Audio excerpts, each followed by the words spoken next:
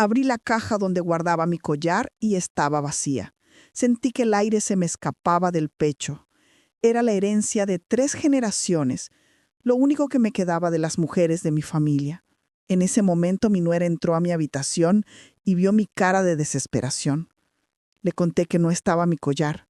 Me miró con indiferencia y me dijo con esa frialdad que ya conocía: «Ah, ese collar viejo. Lo empeñé porque teníamos un apuro de dinero. Usted ya no lo necesitaba». La miré en silencio por un momento. Luego le respondí con calma: «Tienes razón, ya no lo necesito, pero tú sí vas a necesitar un abogado». El color desapareció de su cara. «Gracias por estar aquí. Dale like, suscríbete al canal y cuéntame en los comentarios desde dónde escuchas mi historia. Quiero saber que no estoy sola en esto. ¿Y qué harías tú en mi lugar?». Ahora, mientras recuerdo ese momento, mis manos todavía tiemblan. Valeria salió de mi habitación sin decir una palabra más, pero yo ya había tomado una decisión. Sin embargo, para entender cómo llegué hasta ese punto devastador, necesito llevarte 3 años atrás, al día en que mi mundo se derrumbó completamente y pensé que nunca me recuperaría. Mi nombre es Elena Morales y durante 35 años fui maestra de primaria. No de esas maestras que solo cumplen horario. Era de las que se quedaban después de clases con el niño que tenía dificultades, de las que conocían los nombres de todos los hermanos de sus alumnos, de las que guardaban un cajón lleno de snacks para quien llegara sin desayunar. Mi esposo Carlos siempre me decía que yo no sabía hacer nada a medias. Tenía razón. Cuando amaba algo, lo amaba con todo. Carlos y yo construimos una vida hermosa juntos, 40 años de matrimonio, un hijo maravilloso llamado Andrés, una casa pagada con el trabajo de ambos y pequeños tesoros que nos habíamos ganado con esfuerzo. Uno de esos tesoros era mi collar. No era algo que habíamos comprado, era una herencia que venía de muy lejos. Mi bisabuela lo había usado en su boda en 1925. Era un collar de diamantes con diseño Art Deco, de esos que ya no se ven. Platino genuino con 18 diamantes tipo Old Mine Cut, un corte antiguo que ya no se usa, pero que tiene un brillo especial, más suave que los diamantes modernos. El diseño tenía esas líneas geométricas características de los años 20, con pequeños detalles en filigrana que solo se aprecian de cerca. Mi abuela me contaba que durante la Gran Depresión, muchas familias vendieron sus joyas para sobrevivir, pero mi bisabuela se negó. Decía que ese collar representaba más que dinero, representaba la fortaleza de las mujeres de nuestra familia. Mi abuela me lo dio cuando yo me casé con Carlos. Me hizo prometerle que lo cuidaría, que algún día se lo pasaría a mi nuera y que así la tradición continuaría. Yo lo usé en ocasiones especiales, pero sobre todo lo guardaba con amor en una caja de terciopelo azul. Tenía su certificado de autenticidad original de 1925, un documento hermoso con papel envejecido, fotografías en blanco y negro del collar y la firma del joyero que lo había creado en Nueva York. Guardaba ese certificado en una carpeta separada, con otros documentos importantes de la familia. Andrés creció siendo un niño responsable y cariñoso. Se convirtió en contador, se casó con una mujer maravillosa llamada Marcela y me dieron 2 nietos preciosos, Sofía y Lucas. Yo era la abuela más feliz del mundo. Cada fin de semana los niños venían a mi casa. Horneadas las galletas, leíamos cuentos, pintábamos. Sofía me ayudaba en la cocina desde pequeña. Lucas no se separaba de mí ni un segundo. Era mi alegría. Todo cambió cuando Carlos se enfermó hace 3 años. Fue brutal y repentino. Un día estaba bien. Al siguiente le diagnosticaron cáncer de páncreas en etapa avanzada. Los doctores nos dieron 6 meses. Fueron los 6 meses más oscuros de mi vida. Ver a mi compañero de 40 años deteriorarse día a día me rompió de maneras que no sabía que era posible romperse. Pero yo seguí siendo fuerte. Me tomé licencia en la escuela y me dediqué completamente a cuidarlo. Los tratamientos fueron carísimos. Nuestro seguro cubría una parte, pero había tantos gastos adicionales: terapias experimentales, medicamentos especiales, especialistas que cobraban fortunas. Empezamos a usar nuestros ahorros. Luego vendimos el pequeño departamento que rentábamos como inversión. No me importaba. Carlos era mi vida entera. Cada dólar valía la pena si me daba un día más con él. Carlos falleció rodeado de su familia. Fue pacífico al final, pero me dejó destrozada. De repente estaba viuda a los 63 años, con los ahorros agotados, en una casa que se sentía demasiado vacía. Volví a trabajar porque necesitaba la distracción, pero ya no era la misma. Una parte de mí se había ido con Carlos. 6 meses después, recibí la noticia que terminaría de destruirme. Marcela, la esposa de Andrés, murió en un accidente automovilístico. Un conductor ebrio se pasó un alto y la impactó de frente. Murió instantáneamente. Dejó a mi hijo devastado y a mis 2 nietos sin madre. Sofía tenía 8 años. Lucas tenía 5. Eran demasiado pequeños para perder a su mamá. Andrés entró en una depresión profunda. Lo vi desmoronarse igual que yo me había desmoronado. Pero él tenía 2 niños pequeños que necesitaban estabilidad. Así que yo me mudé temporalmente con ellos. Dejé mi casa vacía y me dediqué a cuidar a mis nietos, mientras Andrés intentaba mantener su trabajo y procesar su duelo. Cocinaba, limpiaba, los llevaba a la escuela, los ayudaba con la tarea. Los niños lloraban por su mamá todas las noches. Yo también lloraba, pero en silencio cuando ellos se dormían. Fueron meses terribles, pero poco a poco empezamos a sanar.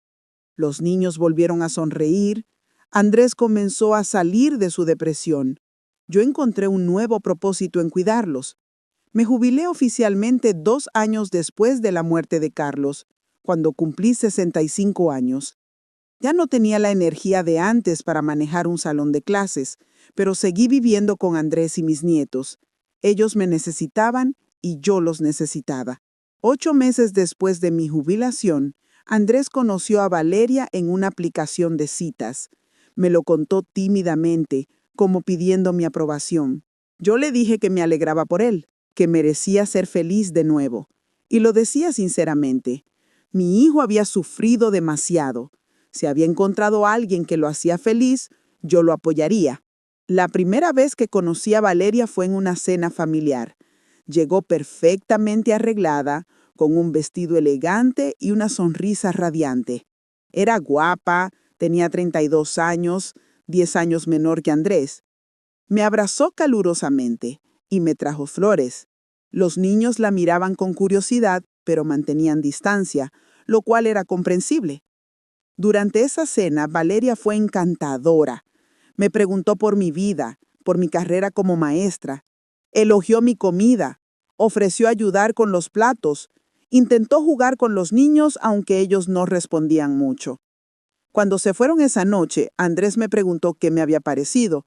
Le dije que parecía buena persona, y en ese momento lo creía sinceramente. Las primeras semanas todo parecía ir bien. Valeria venía a visitarnos seguido y los niños poco a poco se acostumbraban a su presencia. Valeria era muy atenta con Andrés, siempre preguntándole cómo estaba, qué necesitaba. Conmigo también era respetuosa, o eso pensaba yo. Los primeros cambios fueron sutiles. Valeria empezó a hacer sugerencias. Que tal vez los niños necesitaban más estructura, que quizás yo los estaba consintiendo demasiado, que era importante que Andrés pasara tiempo a solas con ellos. Lo decía con una sonrisa, como dando consejos útiles. Andrés asentía, agradecido. Empecé a notar que cuando Valeria estaba presente, las cosas cambiaban. Los niños pedían algo y yo normalmente los dejaba los fines de semana.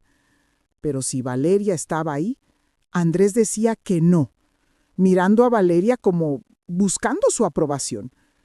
Ella sonreía satisfecha.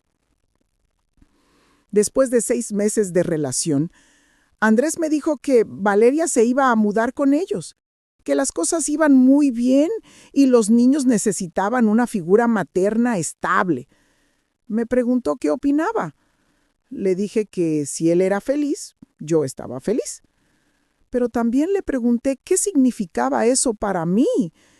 Me aseguró que yo siempre tendría un lugar en su casa, que los niños me necesitaban. Valeria se mudó 2 semanas después, con 3 maletas grandes.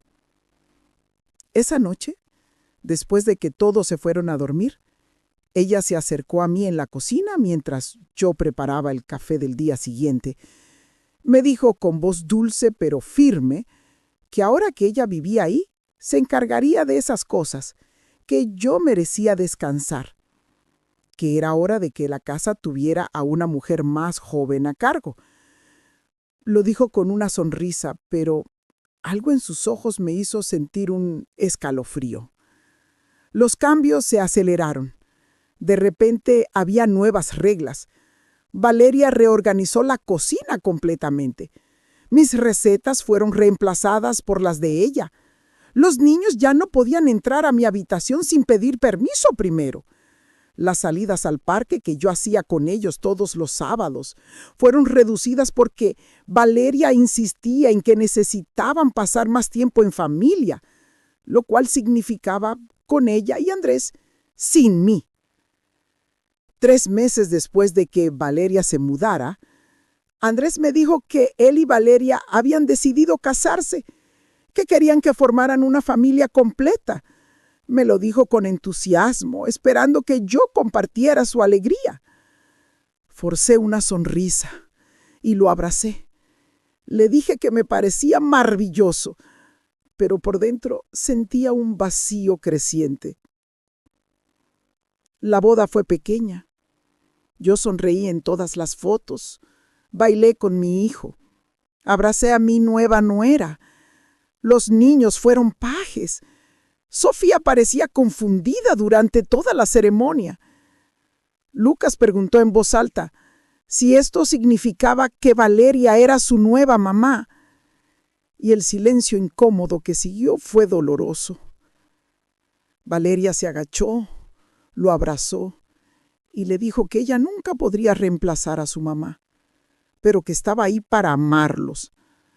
Todos aplaudieron.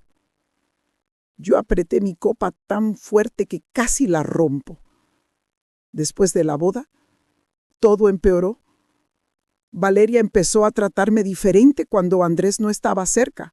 Sus comentarios se volvieron más directos, que yo estaba malcriando a los niños, que mi manera de cocinar no era saludable, que mis métodos estaban obsoletos, que necesitaba entender que ella era la madre ahora y las decisiones las tomaba ella. Lo decía cuando estábamos solas. Intenté hablar con Andrés varias veces. Cada vez me decía que Valeria solo quería lo mejor para todos, que yo estaba siendo sensible, que el cambio era difícil pero necesario, que necesitaba darle una oportunidad a Valeria.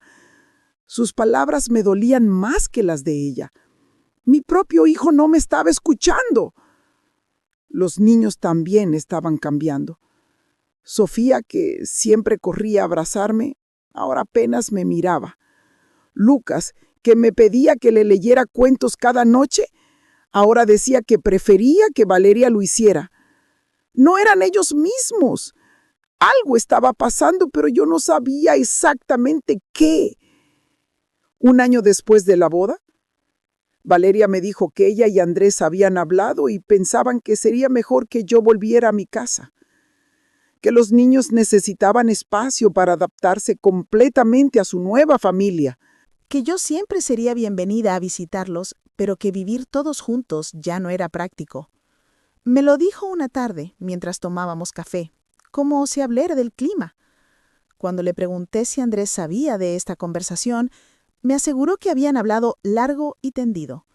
No le creí del todo, pero tampoco tenía opciones. Esa noche hablé con Andrés. Él evitó mi mirada y me dijo que quizás era hora de que yo recuperara mi vida, que había sacrificado suficiente. Todo sonaba ensayado. Me mudé de regreso a mi casa 2 semanas después. La casa que había dejado vacía por casi 3 años. Estaba polvorienta, fría, llena de recuerdos de Carlos. Me senté en el sofá y lloré. Había perdido a mi esposo, me habían alejado de mis nietos, y mi hijo estaba tan ciego que no podía ver lo que estaba pasando. Los primeros días fueron terribles. El silencio era abrumador. Llamaba a Andrés todos los días preguntando si podía visitar a los niños. Siempre tenía excusas. Que estaban ocupados, que tenían actividades, que Valeria había planeado algo. Cada rechazo era como una puñalada. Finalmente, después de 2 semanas, Andrés acordó que podía visitarlos un sábado. Llegué emocionada, con galletas que había horneado. Toqué el timbre, Valeria abrió. No me invitó a pasar. Me dijo que los niños estaban viendo una película y no querían interrupciones. Intenté explicarle que había venido desde lejos solo para verlos. Me miró de arriba a abajo con desprecio. Me dijo que ya era suficiente, que dejara de ir, que ya no me necesitaban. Intenté hablar, pero ella cerró la puerta en mi cara.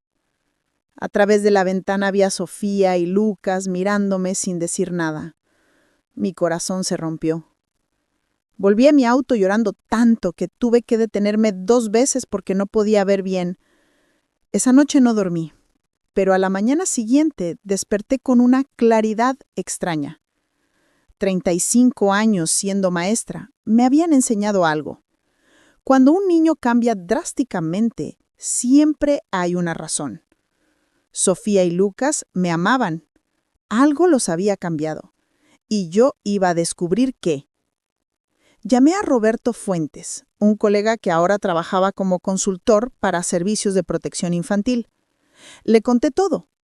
Él se quedó en silencio por largo rato. Luego me dijo que lo que describía sonaba a alienación parental, un patrón donde un adulto programa sistemáticamente a los niños para rechazar a otro adulto significativo. Me explicó que podía tener efectos devastadores. Roberto me preguntó si había notado otras cosas extrañas. Le dije que no sabía qué más buscar. Me sugirió que prestara atención a cualquier cosa inconsistente, que documentara todo, que mantuviera los ojos abiertos. 3 días después decidí ir a mi casa para recoger unos documentos. Entré a mi habitación y vi la caja de terciopelo azul donde guardaba mi collar sobre la cómoda. Algo me hizo detenerme. No recordaba haberla sacado. Siempre la guardaba en el cajón de abajo. Con el corazón acelerado, abrí la caja. Estaba vacía. El mundo se detuvo. Revisé el cajón pensando que tal vez la había guardado mal. Nada. Busqué en todos los cajones con manos temblorosas. Revisé debajo de la cama, en el closet, en cada rincón. Nada. Mi collar, la herencia de 3 generaciones, había desaparecido.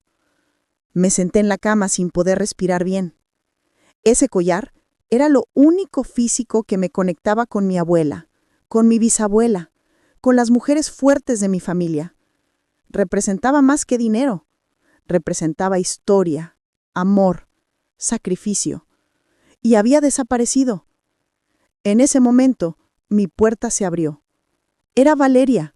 Tenía llave porque Andrés se la había dado meses antes para emergencias. Me miró y notó mi estado. Me preguntó qué pasaba. Con voz temblorosa le pregunté si había visto mi collar. Me miró sin comprender. Le expliqué que era el collar antiguo en la caja azul. Su expresión cambió. Fue sutil, pero lo noté. Dijo con tono casual que, sí, ese collar viejo.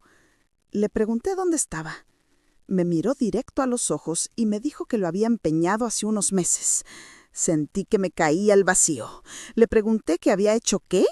Repitió con la misma indiferencia que lo había empeñado porque tenían un apurro de dinero, que yo ya no lo necesitaba, que a mi edad esas cosas ya no tenían sentido, que había conseguido $1,200 que les habían servido mucho.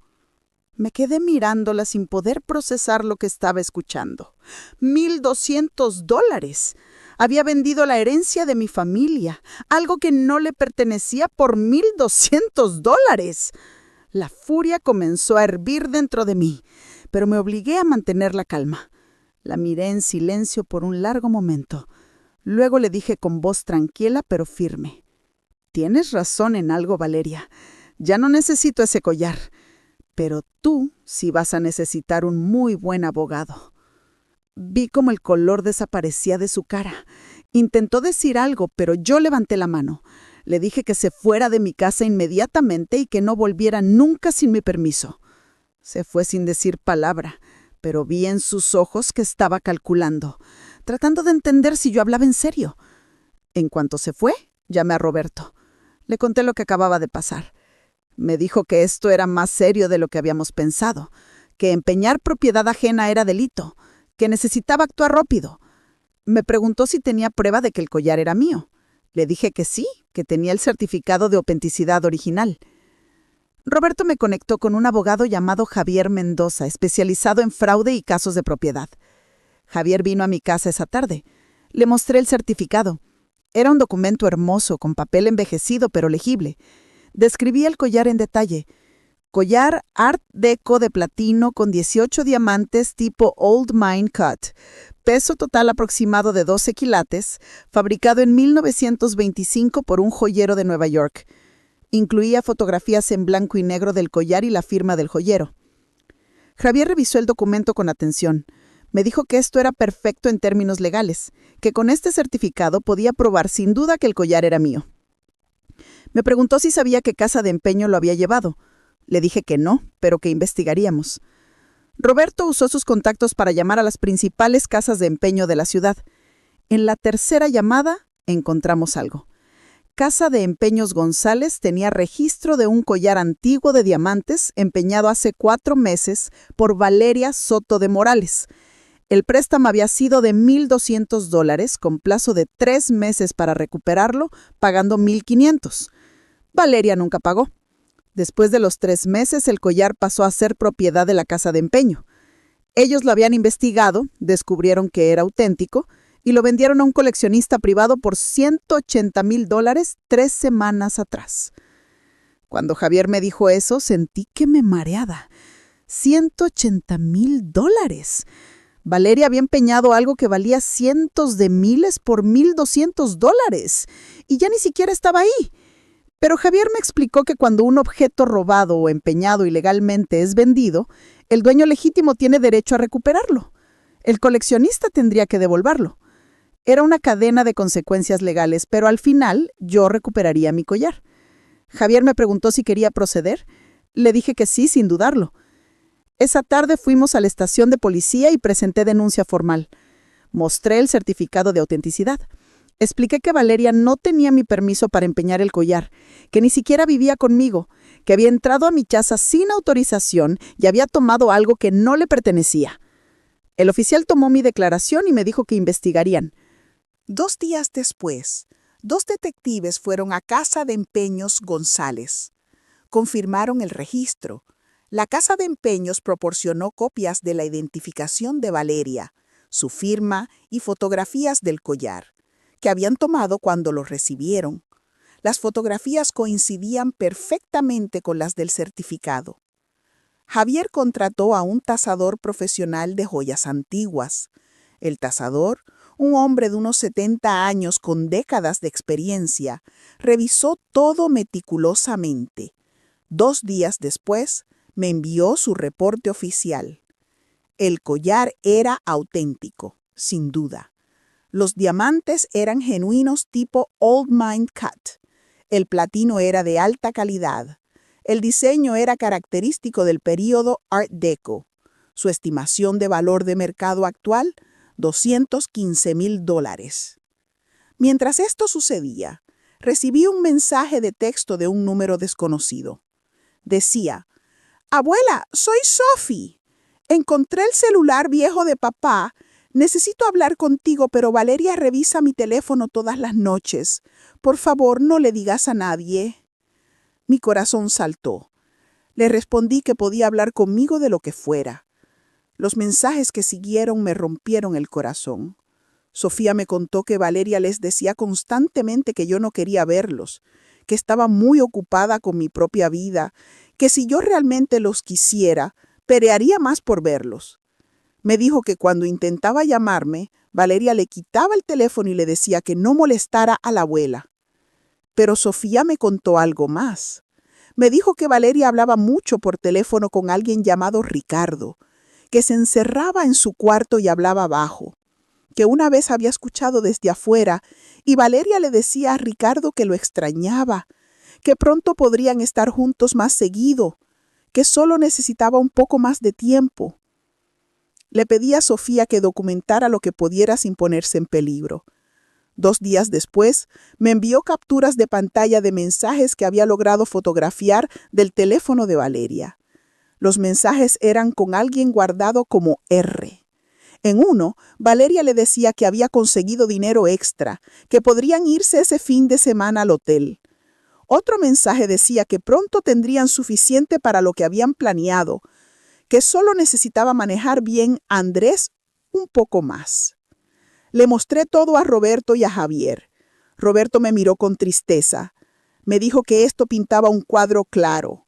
Valeria había empeñado mi collar para financiar una vida secreta con otra persona. Javier estuvo de acuerdo. Me dijo que esto fortalecía el caso. Mostraba motivación clara para el robo. Javier me llamó 2 días después con noticias complicadas.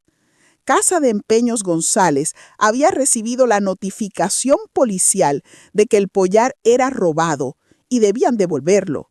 Pero se estaban negando. Argumentaban que ellos lo habían comprado legalmente mediante un contrato de empeño válido, que habían seguido todos los procedimientos correctos, que si había un delito no era culpa de ellos, que ya habían perdido $180,000 al tener que devolver el collar al coleccionista, y que no iban a perder también el collar sin pelear. Javier me explicó que tendríamos que ir a corte civil, que necesitábamos una audiencia donde un juez determinara que el collar debía devolverme porque era mío y había sido empeñado sin mi autorización. Solo entonces Casa de Empeño se vería obligada legalmente a devolverlo. Me dijo que no me preocupara, que el certificado de autenticidad era prueba suficiente, pero que esto tomaría algunas semanas. Mientras esperábamos la fecha de audiencia, algo inesperado ocurrió. Recibí una llamada de un número desconocido. Una voz de hombre que no reconocí me preguntó si yo era Elena Morales. Le dije que sí. Se identificó como Ricardo Medina. Mi corazón se aceleró. Era el amante de Valeria. Ricardo me dijo que necesitaba hablar conmigo sobre algo importante. Que sabía que Valeria había tenido problemas, que él no había sabido nada sobre un collar robado, hasta que Valeria se lo había contado hace 2 días completamente histérica. Me dijo que quería dejar algo muy claro. Él no había tenido nada que ver con el collar, que cuando Valeria le dijo que había conseguido dinero extra, él pensó que venía de su trabajo o de su esposo, que nunca le preguntó de dónde venía porque no quería meterse en asuntos de su matrimonio. Le pregunté por qué me estaba llamando. Hubo un silencio largo.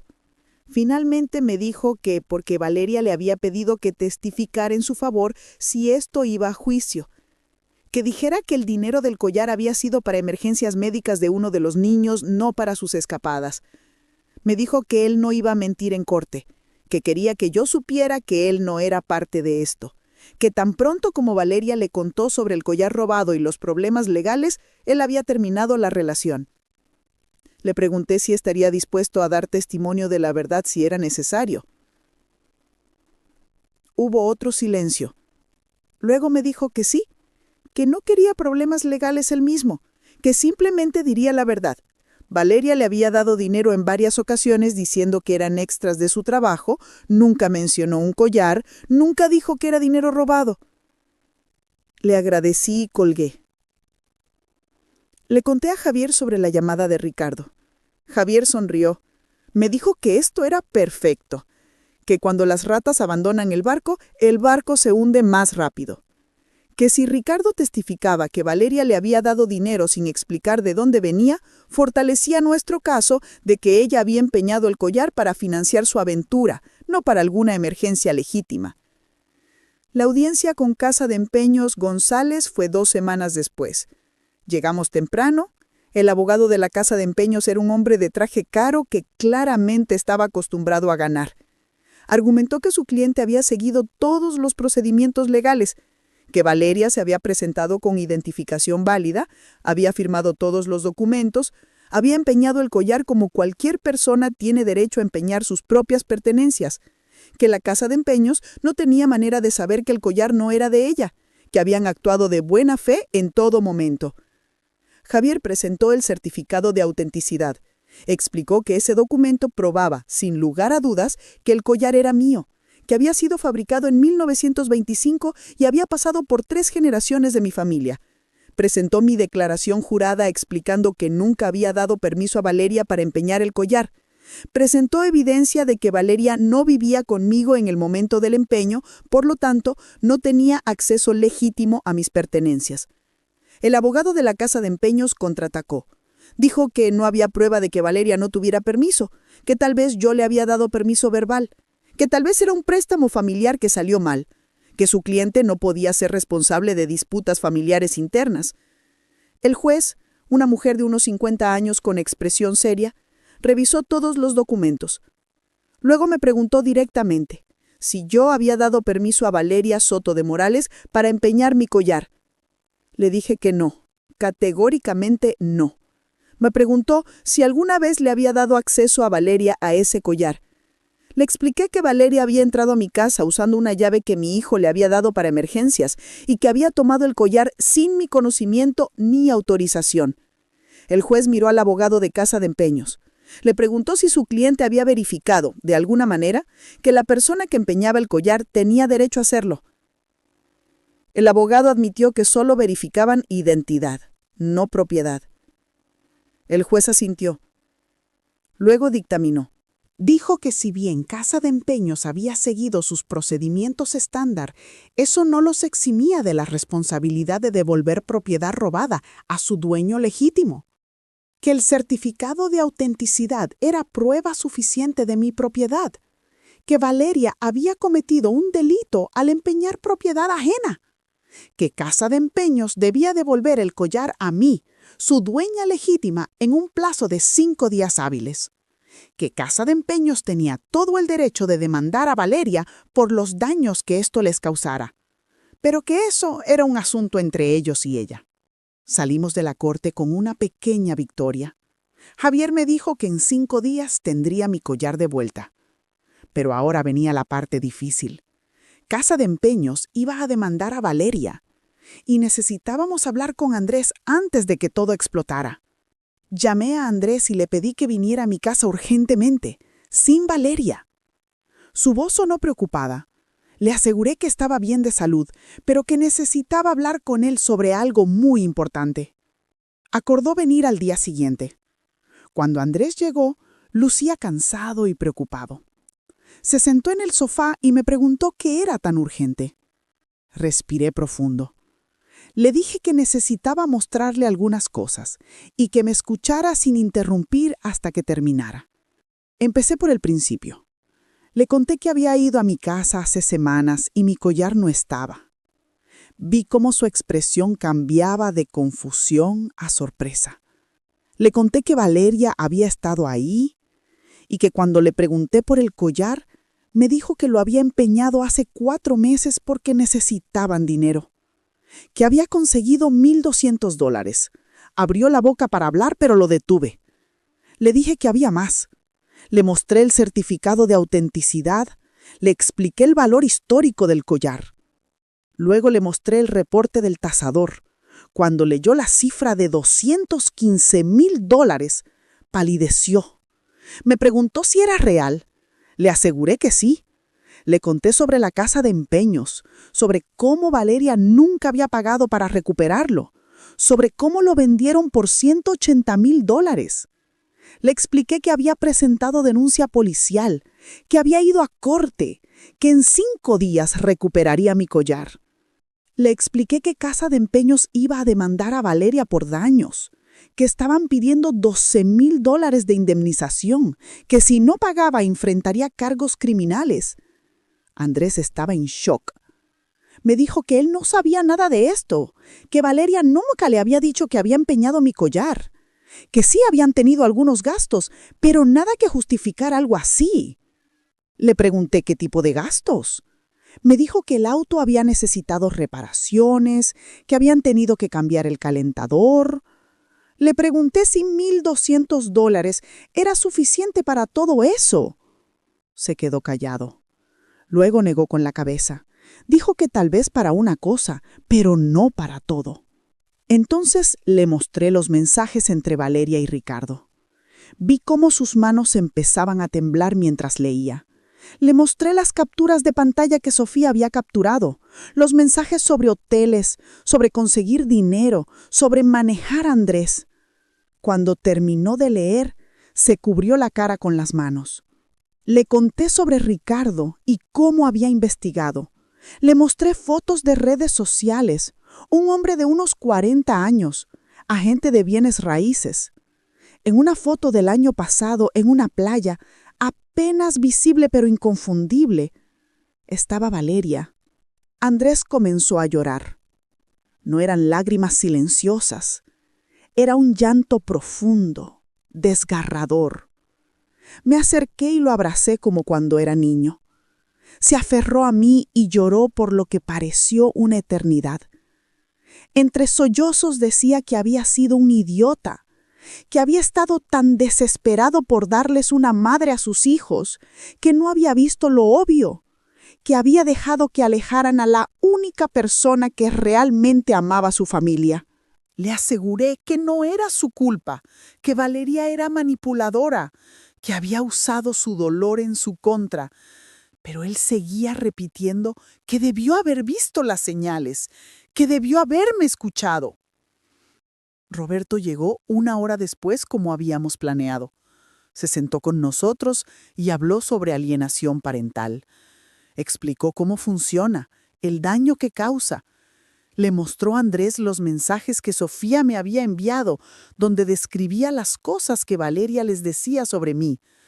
Andrés leyó cada mensaje con horror creciente. Cuando terminó, me miró y me pidió perdón. Le dije que no necesitaba disculparse, que lo importante era proteger a los niños ahora. Javier llegó también. Explicó la situación legal. Valeria había cometido delito al empeñar propiedad ajena. Casa de Empeños estaba demandando $12,000. Valeria tenía 30 días para pagar o enfrentar cargos criminales de hurto agravado. Con el valor del collar siendo tan alto, podría enfrentar de 3 a 5 años de cárcel si era declarada culpable. Andrés preguntó qué debíamos hacer. Roberto y Javier estuvieron de acuerdo en que necesitábamos confrontarla, pero con representación legal presente y un trabajador social. Roberto consiguió que Patricia Gómez, una trabajadora social, estuviera presente esa noche. Llegamos todos a la casa de Andrés a las 7. Los niños ya estaban dormidos. Valeria abrió la puerta y su expresión cambió de sorpresa a molestia cuando vio que éramos 5 personas. Nos dejó entrar. La tensión era palpable. Andrés tomó la palabra. Con voz firme le dijo a Valeria que habíamos descubierto algunas cosas. Valeria intentó sonreír. Preguntó de qué hablaba. Andrés puso las fotografías del collar sobre la mesa. Le preguntó si había empeñado ese collar. La vi palidecer. Intentó decir que sí, que me lo había dicho, que yo sabía. Javier intervino. Se presentó como mi abogado. Explicó que el collar tenía un valor certificado de $215,000, que Casa de Empeños lo había vendido por $180,000, que ahora estaban demandando a Valeria por $12,000 de indemnización. Puso los documentos legales sobre la mesa. Valeria intentó defenderse. Dijo que no sabía que valía tanto, que pensó que era bisutería antigua. Javier le dijo que ignorancia del valor no eliminaba el delito, que había empeñado propiedad que no le pertenecía sin permiso. Eso era hurto. Entonces Andrés puso su teléfono sobre la mesa, con las capturas de pantalla de los mensajes entre Valeria y Ricardo. Le preguntó quién era Ricardo. Valeria miró los mensajes y algo cambió en su expresión. Ya no había dulzura, solo frialdad. Dijo que Ricardo era un amigo. Andrés le preguntó si los amigos se dicen que se extrañan y planean escapadas. Valeria no respondió. Patricia comenzó a hacer preguntas sobre los niños, sobre la dinámica familiar. Valeria se negó a responder. Dijo que esto era ridículo, que yo era una vieja amargada. Andrés se puso de pie. Con voz que temblaba de rabia, le dijo que se callara, que no hablara así de su madre, que la mujer que insultaba era la que lo había criado, la que había cuidado a sus hijos cuando su mundo se derrumbó, que era la mujer más fuerte que conocía, y que Valeria no tenía ningún derecho de tratarla con desprecio. Le dijo que sabía sobre Ricardo, que sabía que el dinero no fue para reparaciones, que fue para su aventura, que sabía que los niños habían sido programados para alejarse de mí, que sabía todo, y que se había acabado. Valeria nos miró a todos con odio y miedo. Comenzó a llorar. Le dijo a Andrés que lo amaba, que había cometido errores, pero que podían trabajar en esto. Andrés negó la cabeza. Le dijo que la única que había destruido a esta familia era ella. Javier tomó la palabra. Le explicó a Valeria exactamente qué enfrentaba. Casa de Empeños estaba demandando $12,000, 30 días para pagar. Si no pagaba, presentarían cargos criminales. 3 a 5 años de prisión por hurto agravado. Patricia confirmó que haría un reporte sobre alienación parental, que servicios sociales investigarían. Andrés le dijo a Valeria que podía empacar sus cosas esa noche, que el resto lo recogería después con supervisión, que no dormiría ahí esa noche ni ninguna otra. Valeria subió con furia. Le escuchamos mover cosas violentamente. Bajó 20 minutos después con 2 maletas. Antes de irse, me miró y me dijo que esto no había terminado. La miré sin parpadear. Le dije que lo único que necesitaba preocuparse ahora era conseguir $12,000 y un muy buen abogado. Se fue dando un portazo. El silencio que siguió fue extraño. Después de meses de tensión, finalmente la verdad había salido. Patricia dijo que haría su reporte, que alguien vendría a entrevistar a los niños. Javier explicó que ahora esperaríamos. En 5 días, yo recuperaría mi collar. Cuando todos se fueron, Andrés y yo nos quedamos solos. Me abrazó y me pidió perdón una y otra vez. Le dije que no necesitaba pedir perdón más, que lo importante era que ahora sabíamos la verdad. Me preguntó si podía quedarme esa noche, que los niños se despertarían preguntando por Valeria. Acepté. A la mañana siguiente, Sofía y Lucas bajaron y me vieron preparando hotcakes. Lucas corrió hacia mí y me abrazó. Sofía se quedó en la entrada con lágrimas. Le abrí mis brazos y corrió hacia mí. Nos abrazamos los 3 y lloré. Andrés les explicó apropiadamente que Valeria ya no viviría con ellos, que había hecho cosas que no estaban bien. Los niños hicieron preguntas y respondimos con honestidad. Los siguientes días fueron intensos. Patricia vino con una colega y entrevistó a los niños separadamente. Fueron gentiles. Los niños les contaron todo. Cómo Valeria les decía que yo no los quería, cómo les prohibía llamarme. El reporte de Patricia fue claro. Los niños habían sido sujetos a alienación parental. Necesitarían terapia. 5 días después de la audiencia, recibí una llamada de Javier. Casa de Empeños había cumplido con la orden del juez. Mi collar estaba listo para ser devuelto. Fui con Andrés y Javier a recogerlo. El gerente de Casa de Empeños fue un hombre de unos 50 años, con expresión amargada. Nos recibió fríamente. Nos llevó a una oficina privada donde tenían el collar en una caja de seguridad. Abrió la caja y ahí estaba. ¡Mi collar! Lo sostuvo entre mis dedos y sentí el peso de todas las mujeres que lo habían cuidado antes que yo.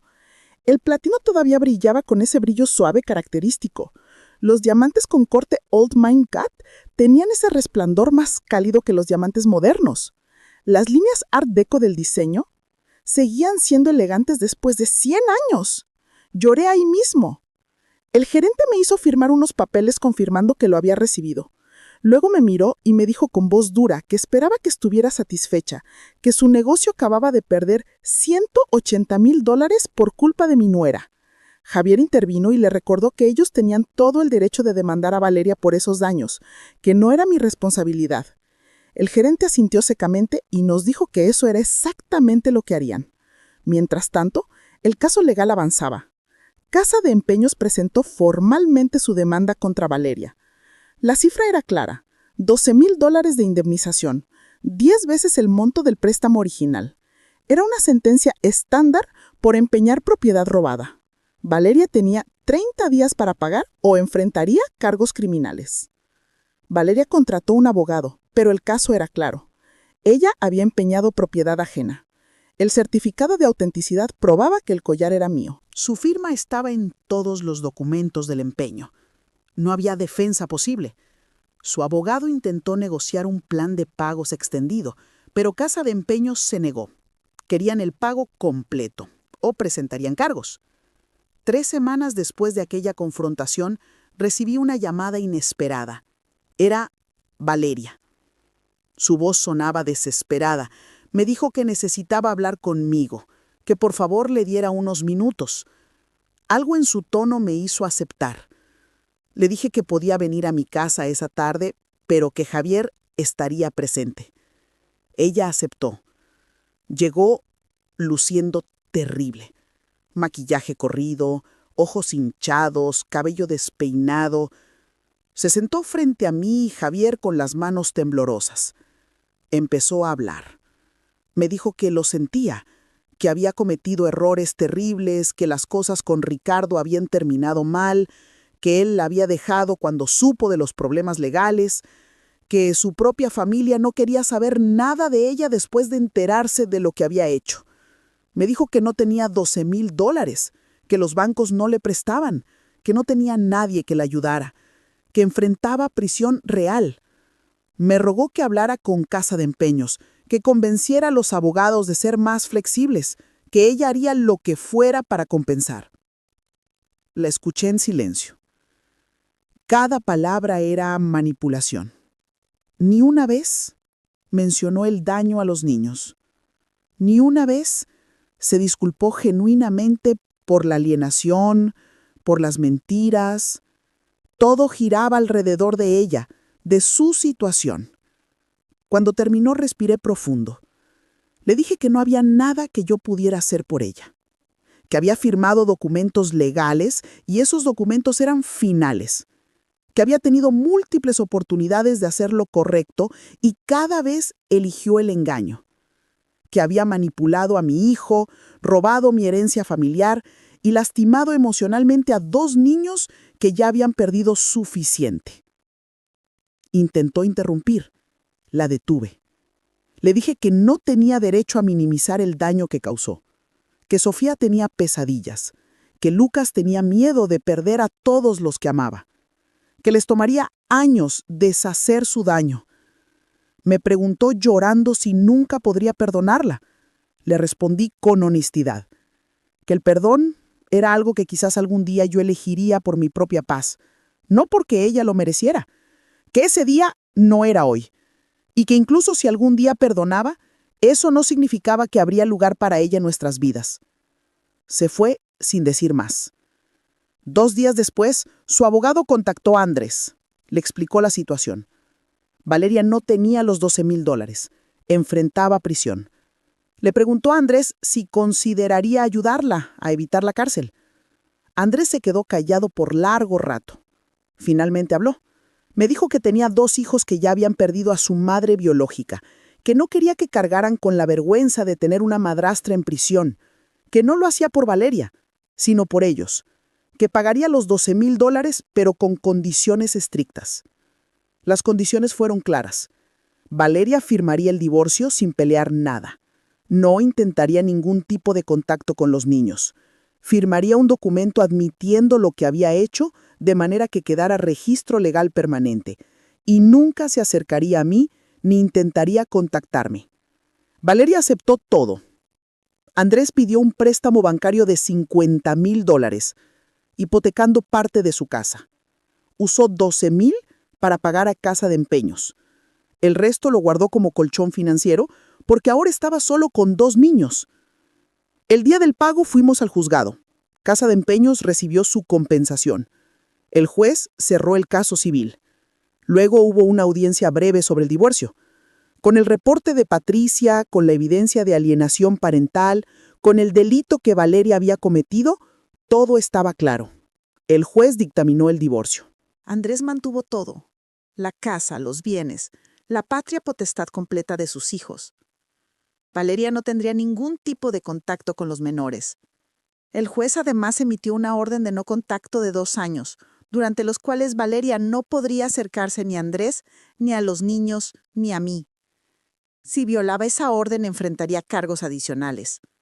Cuando el juez leyó la sentencia final, vi a Valeria desmoronarse. Literalmente cayó de rodillas en la sala. Su abogado tuvo que ayudarla a levantarse. En ese momento no sentí satisfacción ni lástima, solo cansancio. Esa noche preparé una cena especial en casa de Andrés. Invité a Roberto, a Javier, a Patricia. Después de cenar llamé a Sofía. Le mostré el collar. Le conté la historia completa. Cómo mi bisabuela lo había usado en su boda en 1925. Cómo mi abuela lo había protegido durante tiempos difíciles. Cómo mi madre me lo había dado. Y cómo casi lo perdimos. Pero lo recuperamos. Le dije a Sofía que algún día, cuando fuera mayor, el collar sería suyo, que era su responsabilidad cuidarlo y pasarlo a la siguiente generación, que representaba más que belleza. Representaba la fortaleza de las mujeres de nuestra familia, la capacidad de proteger lo que amamos. Sofía me abrazó y me prometió que lo cuidaría. Los niños comenzaron terapia con la doctora Carmen Ruiz. Las primeras sesiones fueron difíciles. Sofía tenía pesadillas, Lucas hacía muchas preguntas, pero gradualmente mejoraron. La casa comenzó a sentirse como hogar de nuevo. Las rutinas volvieron. Las tardes de hornear, las lecturas antes de dormir, los abrazos espontáneos. Los niños comenzaron a sonreír más, a compartir más. Sofía se volvió más comunicativa. Lucas volvió a ser juguetón. Andrés también sanaba, aunque más lentamente. Cargaba culpa. Yo le decía constantemente que él también había sido víctima, que Valeria era experta en manipulación, que lo importante era cómo respondió cuando supo la verdad, que había tenido coraje de confrontarla, de proteger a sus hijos, de hacer lo correcto aunque le costara $12,000 y una hipoteca. Eso lo hacía un buen hombre. 3 meses después del juicio, Andrés vendió su casa. Me dijo que no podía seguir viviendo ahí, que cada rincón le recordaba a Valeria. Compró una casa nueva, más pequeña pero manejable, con un jardín grande. Tenía una suite de suegra completamente independiente. Me preguntó si consideraría mudarme ahí. No para cuidarlos tiempo completo, sino para estar cerca, para ser parte de sus vidas diarias. Vendí mi casa, la casa donde había vivido con Carlos. Era hora de dejar ir ese capítulo. Los recuerdos venían conmigo. Nos mudamos en primavera. Los niños decoraron sus cuartos con entusiasmo. Yo decoré mi espacio con fotos familiares, con dibujos de los niños. La primera noche en la casa nueva, cenamos juntos en el jardín. Andrés intentaba usar la parrilla nueva y quemó algunas hamburguesas. Nos reímos. Los niños correteaban persiguiendo luciérnagas. El cielo se puso naranja profundo. Sofía vino y se sentó a mi lado. Me tomó la mano y me dijo que estaba feliz, que esta casa se sentía como un lugar donde podían ser felices de nuevo. Le apreté la mano. Lucas se trepó a mi regazo, aunque ya estaba grande. Nos quedamos ahí, los 3 abrazados, mientras la tarde se convertía en noche.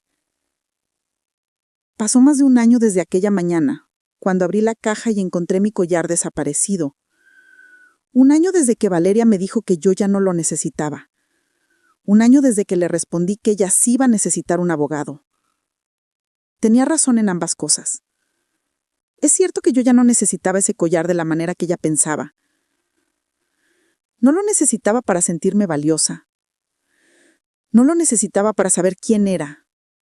Pero sí lo necesitaba como símbolo, como conexión con las mujeres que vinieron antes, como promesa hacia las que vendrán después. Y por eso peleé por recuperarlo. Aprendí algo valioso en este proceso.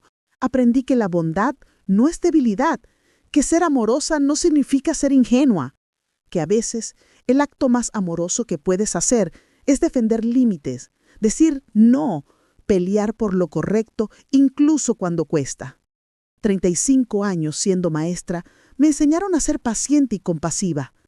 Esta experiencia me enseñó que esas cualidades deben venir con firmeza y coraje. Si estás escuchando esto y te encuentras en una situación similar, si alguien está alejándote de las personas que amas, si sientes que algo no está bien, pero no sabes cómo probarlo, quiero que sepas algo. No estás sola. Confía en tus instintos. Documenta todo. Busca ayuda de profesionales y no te rindas, incluso cuando parezca imposible. La verdad tiene una manera de salir a la luz, pero a veces necesita un empujón. Mi collar está de nuevo en su caja, guardado en mi habitación. Sofía sabe dónde está, sabe su historia, sabe que algún día será suyo y sabe que con ese collar viene una responsabilidad: proteger a tu familia, defender lo correcto, nunca permitir que alguien te quite lo que amas sin pelear. A Valeria no la he vuelto a ver. Supe que se mudó a otra ciudad, que cambió de número, que básicamente desapareció. El divorcio se finalizó hace 6 meses. Los niños no preguntan por ella. La doctora Ruiz dice que eso es normal, que eventualmente procesarán esa relación a su tiempo. Por ahora, están enfocados en sanar, en ser niños. Andrés está saliendo adelante, está pagando su préstamo poco a poco. Dice que no se arrepiente de haber pagado para evitar que Valeria fuera a prisión. Lo hizo porque sus hijos merecían no cargar con esa sombra. Lo entiendo. A veces hacer lo correcto cuesta dinero, pero al final dormimos tranquilos sabiendo que hicimos lo mejor que pudimos. Cuéntame en los comentarios, ¿qué harías tú en mi lugar? ¿Has tenido que pelear por algo que parecía perdido? ¿Alguna vez alguien te dijo que no necesitabas algo invaluable para ti? Me encantaría leer tus historias. Dale like si llegaste hasta aquí, suscríbete para más historias reales. Y recuerda, lo que realmente vale la pena siempre merece ser defendido. Esta historia está basada en eventos reales, pero algunos detalles han sido modificados para proteger la privacidad de las personas involucradas. Si te encuentras en una situación de abuso emocional o fraude, por favor busca ayuda profesional y legal. Hay recursos disponibles. Gracias por escuchar mi historia. Cuida lo que amas y nunca dejes que nadie te diga que no mereces pelear por ello.